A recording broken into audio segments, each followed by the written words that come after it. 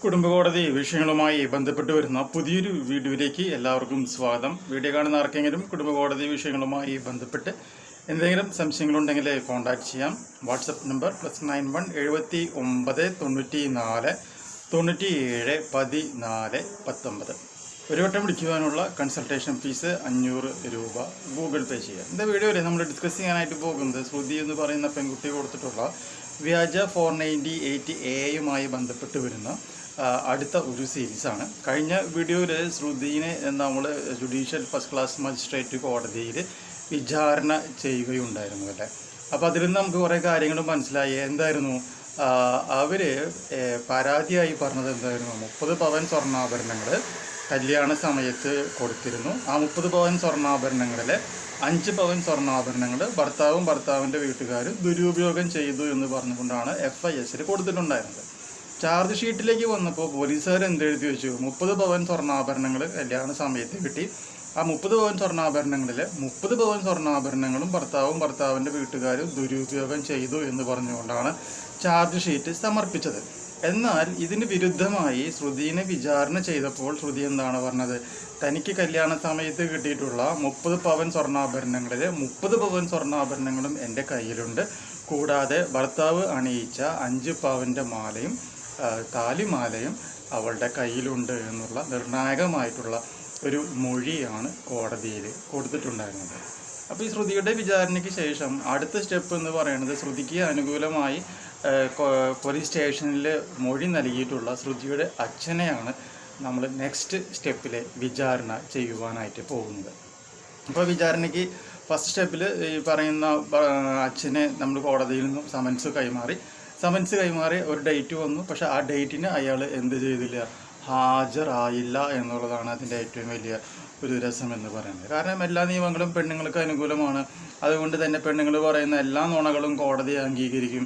അതുകൊണ്ട് അവരുടെ ഭാഗത്തു നിന്ന് എന്ത് മിസ്റ്റേക്ക് വന്നാലും കോടതി ഒരു കാരണവശാലും ഇടപെടില്ല എന്നൊക്കെയുള്ള തെറ്റായ ധാരണ നിലനിൽക്കുന്ന ഒരു സമൂഹത്തിലാണ് നമ്മളിവിടെ ജീവിച്ചിരിക്കുന്നുണ്ടായിരുന്നത്. അപ്പോൾ എൻ്റെ മകൾ പെണ്ണായതുകൊണ്ട് ഞാൻ വന്നില്ലെങ്കിലും വിരോധമില്ല എന്നാണ് ഈ മണ്ടനായിട്ടുള്ള ചുണ്ടൻ വിചാരിച്ചിട്ടുണ്ടായിരുന്നത്. ഈ ചുണ്ടൻ എന്ന് പറയുന്നത് നമ്മളയാൾക്കിട്ടുള്ള ഒരു പേരാണ് എന്നുള്ളത് മനസ്സിലാക്കുക. പക്ഷേ കോടതി വടിയെടുക്കുകയാണ് ചെയ്തിട്ടുള്ളത്. കോടതി എന്ത് ചെയ്തു? അടുത്ത സ്റ്റെപ്പിൽ ഈ പറയുന്ന വ്യക്തിക്ക് എതിരെയായിട്ട് NBW അല്ലെങ്കിൽ നോൺ ബൈലബിൾ വാറൻ്റാണ് കോടതി ഇഷ്യൂ ചെയ്തിട്ടുള്ളത്. അപ്പോൾ ഇയാൾക്ക് കാര്യം മനസ്സിലായി. തെറ്റ് ചെയ്ത് കഴിഞ്ഞാൽ കോടതി ഒരു കാരണവശാലും സപ്പോർട്ട് ചെയ്യില്ല എന്നുള്ള കാര്യം മനസ്സിലാവുകയും അതിനെ തുടർന്ന് നെക്സ്റ്റ് ഹിയറിംഗ് ഡേറ്റിൽ ഇയാൾ കോടതിയിൽ ഹാജരാവുകയാണ് ഉണ്ടായിട്ടുള്ളത്.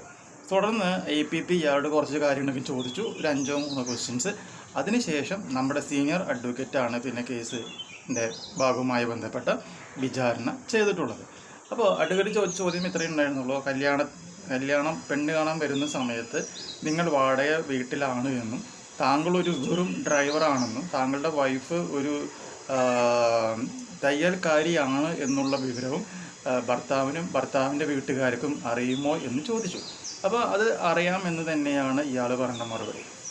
തുടർന്ന് ചോദിച്ച ചോദ്യം ഇതായിരുന്നു: കല്യാണ സമയത്ത് 30 പവൻ സ്വർണ്ണാഭരണങ്ങൾ നിങ്ങൾ നിങ്ങളുടെ മകൾക്ക് സമ്മാനമായി കൊടുത്തിരുന്നോ എന്ന് ചോദിച്ചു. അപ്പോൾ കൊടുത്തിരുന്നു എന്നും പറഞ്ഞു. അതിനുശേഷമുള്ള ക്വസ്റ്റ്യൻ ഇതാണ്: ഈ സമയത്തും നിങ്ങൾ വണ്ടിയിൽ ഡ്രൈവർ ആയിട്ട് തന്നെയല്ലേ പോയിരുന്നത് എന്ന് ചോദിച്ചു. ഉത്തരം യെസ് എന്ന് തന്നെയായിരുന്നു. തുടർന്ന് വന്നിട്ടുള്ള ചോദ്യത്തിലാണ് ഇദ്ദേഹം പെട്ടുപോയത്. അതായത് ഗർഭിണിയായി 7-ാം മാസം ഈ പെൺകുച്ച് ഭർത്താവിൻ്റെ വീട്ടിൽ നിന്നും ഭാര്യയുടെ വീട്ടിലേക്ക് എത്തുന്നു. സർവ്വവിധ സ്വർണ്ണാഭരണങ്ങളും അണിഞ്ഞുകൊണ്ട് തന്നെയാണ് ഭാര്യ വീട്ടിലേക്ക് എത്തിയത് എന്ന് താങ്കളുടെ മകൾ മൊഴി നൽകിയിട്ടുണ്ട്. ഈ പെൺകുട്ടി എത്തി 2 ആഴ്ച കഴിഞ്ഞപ്പോൾ താങ്കൾ 10 ചക്രം തന്നെയാണെന്നാണ് എൻ്റെ വിശ്വാസം, 10 ചക്രം ഉള്ള ഒരു ലോറി സെക്കൻഡ് ഹാൻഡ് നിങ്ങൾ മേടിച്ചിട്ടുണ്ടോ എന്ന് ചോദിക്കുകയാണ് ചെയ്തിട്ടുള്ളത്. ആ ചോദ്യം ഇയാൾ ഒരിക്കലും പ്രതീക്ഷിച്ചില്ല. അപ്പോൾ സ്വാഭാവികമായിട്ടും ഇയാൾ പറഞ്ഞു മേടിച്ചിട്ടുണ്ട് എന്ന് പറയുന്നു. മേടിച്ചിട്ടുണ്ട് എന്ന് പറഞ്ഞപ്പോൾ ആ വണ്ടിക്ക് ഏകദേശം എത്ര രൂപയായി എന്നാണ് ചോദിച്ചത്. അത് പറഞ്ഞു 10 ലക്ഷം രൂപയ്ക്ക് അടുത്ത് മുടക്കിയിട്ടാണ് ആ ഒരു വണ്ടി മേടിച്ചിട്ടുള്ളത് എന്ന് ഇദ്ദേഹം കോടതിയിൽ മൊഴി നൽകി. തുടർന്ന് ചോദിച്ച ചോദ്യം ഇതായിരുന്നു: ഈ 10 ലക്ഷം രൂപ ബാങ്ക് ലോണാണോ എന്ന് ചോദിച്ചു. അപ്പോൾ ഇയാൾ പറഞ്ഞു ബാങ്ക് ലോൺ അല്ല എന്നുള്ള നിർണായകമായ മൊഴി കോടതിയിൽ പറയുകയാണ് ഉണ്ടായിട്ടുള്ളത്. സോ ഈ ഒരു കച്ചിത്തുരുമ്പം പിടിച്ചുകൊണ്ട് നമ്മുടെ വക്കീൽ ചോദിച്ച ചോദ്യം ഇതാണ്. അതായത് സ്വന്തമായി കാര്യമായ വരുമാനങ്ങളും ഒന്നുമില്ലാത്ത താങ്കൾ 10 ലക്ഷം രൂപ മുടക്കി ഒരു വണ്ടി മേടിച്ചിട്ടുണ്ടെങ്കിൽ 2-3 ഓപ്ഷൻസ് ആണ് ഉള്ളത്. ഒന്നാമത്തെ ഓപ്ഷൻ എന്ന് പറയുന്നത്, നിങ്ങൾ എന്ത് ചെയ്തിട്ടുണ്ടാവും, ഈ പണം മറ്റേതെങ്കിലും ഇല്ലീഗലായിട്ടുള്ള സോഴ്സ് മുഖാന്തരം കളക്ട് ചെയ്ത് വീട്ടിൽ വെച്ചിട്ടുള്ള പണമായിരിക്കാം.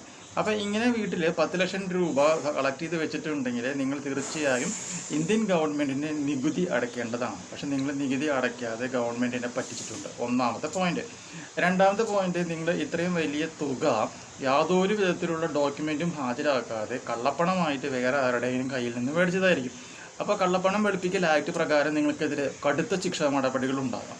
അല്ലെങ്കിൽ മൂന്നാമത്തായിട്ടുള്ള ഓപ്ഷൻ എന്ന് പറയുന്നത്, നിങ്ങൾ ഏതെങ്കിലും തരത്തിലുള്ള കൊലപാതകങ്ങളോ അല്ലെങ്കിൽ എന്തെങ്കിലും ഒഫൻസുകളോ ചെയ്തപ്പോൾ, കൊട്ടേഷനോ അങ്ങനെയൊക്കെയുള്ള കാര്യങ്ങൾ ചെയ്ത് സമ്പാദിച്ച പൈസയാകും. അപ്പോഴും കോടതി നിങ്ങൾ ശിക്ഷിക്കും. അതല്ല എന്നുണ്ടെങ്കിൽ അടുത്ത ഓപ്ഷൻ, ഈ പെൺകുട്ടിയുടെ സ്വർണ്ണാഭരണങ്ങൾ വന്നപ്പോൾ ആ സ്വർണ്ണാഭരണങ്ങൾ പണയം വയ്ക്കുകയോ വിൽക്കുകയോ ചെയ്തപ്പോൾ കിട്ടിയ എമൗണ്ട് കൊണ്ടാണ് ഈ വണ്ടി നിങ്ങൾ മേടിച്ചിട്ടുള്ളത് ക്കാനുള്ള സാധ്യതയുള്ളത് എന്ന് നമ്മുടെ വക്കീൽ ഇയാളോട് ചോദിക്കുകയാണ് ഉണ്ടായിട്ടുള്ളത്. ഇയാളാകെ പെട്ടുപോയി, മനസ്സിലായില്ലേ? അപ്പോൾ ഇയാൾ സത്യം പറഞ്ഞു. എന്താണെന്ന് വെച്ചിട്ടുണ്ടെങ്കിൽ, ഞാൻ ചെയ്തത് തെറ്റാണ്. ഞാൻ എൻ്റെ മകൾ വീട്ടിലേക്ക് വന്നപ്പോൾ 7 മാസമല്ലേ ആയിട്ടുള്ളൂ. അപ്പോൾ ഇനി 10 മാസം കഴിഞ്ഞതിന് ശേഷം പിന്നെ ഒരു 3 മാസം കൂടി കഴിഞ്ഞിട്ടൊക്കെയാണ് പെൺകുട്ടി വീട്ടിൽ പോവുള്ളൂ.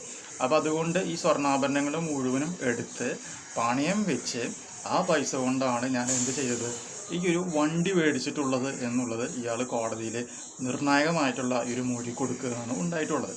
അതിനുശേഷം പെൺകുട്ടി തിരിച്ച് വീട്ടിലേക്ക് പോകേണ്ട സമയമാകുമ്പോൾ ഈ 30 പവൻ സ്വർണ്ണാഭരണങ്ങളും അണിഞ്ഞുകൊണ്ട് തന്നെയാണ് ഈ പെൺകുട്ടി തിരിച്ചെങ്ങോട്ട് പോകേണ്ടത്, ഭർത്താവിൻ്റെ വീട്ടിലേക്ക് പോകേണ്ടത്. അപ്പോൾ ഇയാൾക്കൊരു ബുദ്ധി തോന്നി, അങ്ങനെ കൊടുത്ത് പറഞ്ഞയക്കേണ്ട, പകരം നമുക്ക് എന്ത് ചെയ്യാം, ഈ 30 പവൻ സ്വർണ്ണാഭരണങ്ങൾ കൊടുക്കാതിരിക്കുവാനായിട്ട് ഭർത്താവിനും ഭർത്താവിൻ്റെ വീട്ടുകാർക്കും എതിരെയായിട്ട് ഒരു കള്ള 498A പ്രകാരം ഒരു കേസ് ഫയൽ ചെയ്യാം. അങ്ങനെ കേസ് ഫയൽ ചെയ്യുമ്പോൾ എന്താ പറയുക, കൂടുതൽ സ്വർണ്ണാഭരണങ്ങൾ ആവശ്യപ്പെട്ടുകൊണ്ട് ഭർത്താവിൻ്റെ വീട്ടുകാരും എൻ്റെ മകളെ ശാരീരികവും മാനസികവുമായി പീഡിപ്പിച്ചു എന്ന് പറഞ്ഞു കൊടുക്കുകയാണ് എന്നുണ്ടെങ്കിൽ അതൊരു കേസാക്കാൻ പറ്റും. എന്ന് മാത്രമല്ല, തെറ്റ് ചെയ്തിട്ടില്ലെങ്കിൽ പോലും പോലീസ് സ്റ്റേഷനിലും കോടതിയിലും കയറി ഇറങ്ങണം, ജാമ്യം കിട്ടില്ല, അതുപോലെ തന്നെ പോലീസുകാർ തല്ലും, ജയിലിൽ കിടക്കണം എന്നൊക്കെയുള്ള തെറ്റിദ്ധാരണ നിമിത്തം ഓക്കെ ചിലപ്പോൾ ഈ ഭർത്താവിൻ്റെ വീട്ടുകാരുടെ കയ്യിൽ നിന്നും അത്യാവശ്യം തിരക്കേടില്ലാത്ത ഒരു സംഖ്യ കോമ്പൻസേഷനായിട്ട് മേടിക്കുവാനായിട്ട് പറ്റും. കാരണം അയാൾ പലപ്പോഴും കണ്ടിട്ടുണ്ട്, തെറ്റ് ചെയ്യാത്ത ഒരുപാട് ആണുങ്ങൾ ഇതുപോലെയുള്ള കള്ളക്കേസുകളിൽ നിന്നും ഊരിപ്പോരുവാനായിട്ട് വലിയ വലിയ തുകകൾ കോമ്പൻസേഷൻ കൊടുക്കുന്നത് ഇയാൾക്ക് അറിയാവുന്ന ഒരു കാര്യമാണ്.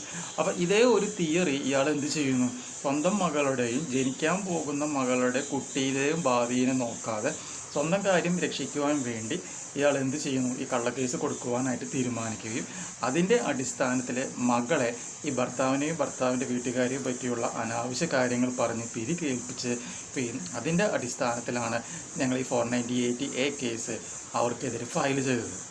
പക്ഷേ ട്വിസ്റ്റ് എന്താണെന്ന് വെച്ചിട്ടുണ്ടെങ്കിൽ, ഈ ഭർത്താവിൻ്റെ വീട്ടുകാരും അയാളുടെ വക്കീലും അത്യാവശ്യം പണി അറിയാവുന്ന ആൾക്കാരായതുകൊണ്ടും പേടി എന്നുള്ളതിനെ പറ്റിയിട്ട് യാതൊരു വിധത്തിലുള്ള ആശങ്കയില്ലാത്തതും തങ്ങളുടെ ഭാഗത്ത് 100% ന്യായമുണ്ട് എന്നുള്ള ഉറപ്പുള്ളത് കൊണ്ടും അവർ ശക്തമായ രീതിയിൽ അതിനെതിരെ ഡിഫൻസ് എടുക്കുമെന്ന് ഇയാളുടെ വീട്ടുകാരോ ചിന്തിച്ചാൽ അവിടെയാണ് ഇവർക്ക് പണി പാളിയിട്ടുള്ളത്. അപ്പോൾ ഇയാൾ വിചാരിച്ചു കേസ് കൊടുത്താൽ മതി, തെളിവെടുപ്പൊന്നും കോടതി നടത്തില്ല എന്നാണ് വിചാരിച്ചത്. പക്ഷേ കോടതിയുടെ ഭാഗത്തുനിന്നും ഇതുപോലെയുള്ള പ്രൊസീജിയറൊക്കെ ഉണ്ട് എന്നുള്ളത് ഇയാൾക്ക് അറിയില്ലായിരുന്നു. ഇയാൾ പെട്ടുപോവാണ് ഉണ്ടായിട്ടുള്ളത്. അപ്പോൾ ഇതിൽ നമുക്ക് എന്ത് മനസ്സിലാക്കാനായിട്ട് പറ്റി, പെൺകുട്ടി ഒരു കേസ് കൊടുക്കുന്നുണ്ടെങ്കിൽ ആ കേസിനെ സപ്പോർട്ട് ചെയ്യുവാനായിട്ട് ഇതുപോലെയുള്ള കള്ളന്മാരായിട്ടുള്ള പെൺകുട്ടികളുടെ അച്ഛന്മാരും അവിടെ കളിക്കുന്നുണ്ട് എന്നുള്ള ഒരു കാര്യം വീഡിയോ കാണുന്ന പല ആൾക്കാരും മനസ്സിലാക്കുക. അതായത് അമ്മായിമ്മപ്പോലും മാത്രമല്ല ഇവിടെയുള്ളത്, ഇതുപോലെയുള്ള കാട്ടുകള്ളന്മാരായിട്ടുള്ള ഭാര്യമാരുടെ അച്ഛന്മാരും ഇവിടുത്തെ പ്രധാനപ്പെട്ട കണ്ണികളാണ് എന്നുള്ളൊരു കാര്യം കൂടി ഈ വീഡിയോ കാണുന്ന ആൾക്കാർ മനസ്സിലാക്കുവാനായിട്ട് ഒന്ന് ശ്രമിക്കുക. അങ്ങനെ നമുക്ക് ശ്രുതിയുടെ മൊഴിയും അതുപോലെ തന്നെ ശ്രുതിയുടെ അച്ഛൻ്റെ മൊഴിയും നമുക്ക് അനുകൂലമായിട്ട് കിട്ടി എന്നുള്ളതാണ് ഈ കേസിൻ്റെ ഏറ്റവും പ്രധാനപ്പെട്ട പോയിന്റ്. ഇനി ഇതിനേക്കാളും വലിയ കള്ളത്തരങ്ങളുമായിട്ട് അടുത്ത വിചാരണയിൽ ഇവളുടെ അമ്മ, ഇവളുടെ മാമൻ, ഇവളുടെ അനിയത്തിയും വരുന്നുണ്ട്. അത് ഗംഭീരമായിട്ടുള്ള ഒരു വിചാരണയാണ്. അതെന്തൊക്കെയാണ് എന്നുള്ളത് നമുക്ക് അടുത്ത ഒരു എപ്പിസോഡിലെ വീഡിയോ ആയിട്ട് നമുക്കത് ചെയ്യാം. ഈ ഒരു ഇൻഫോർമേഷൻ നിങ്ങൾക്ക് യൂസ്ഫുൾ ആയിട്ടുണ്ടെങ്കിൽ, നിങ്ങളുടെ മനസ്സിലുള്ള കള്ളക്കേസ് കൊടുത്തു കഴിഞ്ഞാൽ പേടിക്കേണ്ട ആവശ്യമില്ല എന്ന് നിങ്ങൾക്ക് സ്വയം ഈ വീഡിയോ കണ്ട് ബോധ്യപ്പെട്ടിട്ടുണ്ടെങ്കിൽ തീർച്ചയായും നമ്മുടെ ചാനലിലേക്ക് ഒന്ന് സബ്സ്ക്രൈബ് ചെയ്യുക. തൊട്ടടുത്ത് കാണുന്ന ആ ബെൽ ബട്ടണും എനേബിൾ ചെയ്യുക. പുതിയ ഒരു വീഡിയോയുമായിട്ട് വീണ്ടും കാണാം. ബൈ.